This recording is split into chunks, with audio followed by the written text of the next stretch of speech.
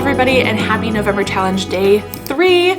Today we are doing a little bit of a pajama party writing session because it is a little bit early. It is not even 8 o'clock yet, and I have over 600 words. Now, obviously I need another like 1,000 to meet my benchmark for the day for the 50,000 words in November. But I'm thinking I wrote in my PJs this morning. Now I'm gonna go like live my life, do my day, and then I will write another 600 to 1,000 words this evening in my PJs again. So it'll be a whole like PJ themed vlog. Please forgive my insane hair and my crazy PJs and all of that stuff, but this is genuinely when I have time to write. I write in the mornings before all 3 of my kiddos are awake. My oldest is awake and watching me vlog. But before all the kiddos are up and need all of my attention and everything, I try to get a little bit of writing done, and then once they're asleep, I usually hop back at it again. So I've been writing a bit of a date scene, which has been really, really fun. They're going on a very witchy date. And so they're gonna have their birth charts read, which I'm very excited for. If you know anything about astrology, like your birth chart is what the sky looked like at the exact moment you were born. And it's supposed to tell you a lot about your personality and your life path and all of this stuff. So they're gonna get those read together to see if they're compatible. And I haven't really dug too deep into the scene yet, but I really like this little section. It says, "To Capri's delight, a woman in her 60s or 70s opened the door. Her golden brown skin was heavily wrinkled. Her long, smooth black hair was graying at the roots with no attempts at covering it up. She wore a brightly colored kaftan and worn out slippers and wore a bright red bindi on her forehead. She was the real deal." I just love this idea of like not having like a white woman in her 20s read their birth charts, and instead having it be like this older woman who's maybe a little kooky, and that is what makes Capri trust her more. I have been really loving working on the book the last couple of days. It's just like been really easy and fun. I know drafting doesn't always feel that way. I'm not saying it always feels that way for me, but like lately, the hard part has been convincing myself to sit down. Once I'm sitting down with my document open in front of me, it just like goes, right? It doesn't take a lot of effort at all. Like it just kind of flows, and it's not perfect. It's very first drafty, but I'm really proud of myself that there's not a lot of brackets. There's not a lot of like fill this in later, which not that there's anything wrong with that, especially in a first draft, right? But I like actually, the scenes are coming to me and like feeling really whole and good. The prose is not there yet. We're gonna need lots more passes to get the prose there. And believe me, there's plot holes and stuff like that I'm gonna have to fix in the next draft as well.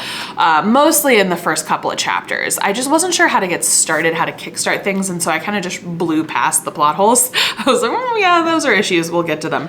And that might bite me in the ass later, we will see. I've seen many author tubers have to completely restructure their books because of plot holes that they chose to ignore. So we'll see, but I think I've got a couple ways to rewrite them. I'm not in the rewriting or editing or revising stage right now. I'm very much in a drafting stage. So I just have my little notebook and I literally just write down, I have a whole little section that says things I'll get to in the next draft. All right, well, I am gonna go get my twins up. I think I hear them. So I'm gonna go get the kiddos and hang out with them, and I'll see you for another PJ session later. Hi everybody, welcome to our nighttime PJ party writing session. I have my 0 proof Riesling with me. I have nothing against alcohol personally. My body does though. I am fairly certain I am at least somewhat allergic to alcohol. I don't think it's like the sulfites or whatever that's only in or mostly in wine. But then again, it might not be the alcohol. It might just be that my body rejects me being in any kind of altered state, because they make those like THC drinks now, and I've had those, and I tend to get sick when I drink those as well. And it's like not a lot either, by the way. I got sick after drinking 1 strawberry daiquiri over the course of 2 hours. It's really embarrassing, to be honest. So anyway, it's 0 proof for me. I know they say write drunk, edit sober, but not for me. We're gonna do the whole shebang sober. I will admit, I am pretty tired. We spent all day cleaning and shopping and playing with the kids and all this stuff, which was great. It was actually a really good day. But we did have daylight savings, which means it is currently 9 o'clock, 9 p.m., but it feels like 10 p.m., which I am almost always asleep by this point. So I am pretty tired, but I want to power through. I would really love to hit at least 1,000 words for the day, if not 2. Probably not 2. Let's just set realistic expectations from the off. But I would like to hit 1,000 words at least, and get a little further into this date night scene that I'm writing.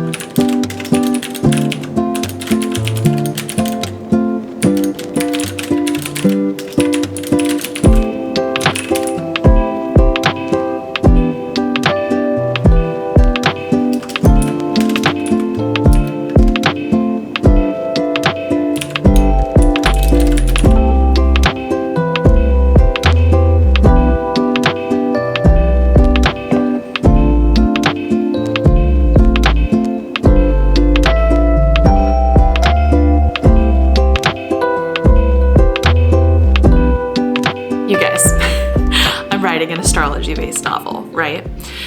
I have to, for reasons in the book, figure out the exact day and time that there would be a Capricorn sun, moon, and rising.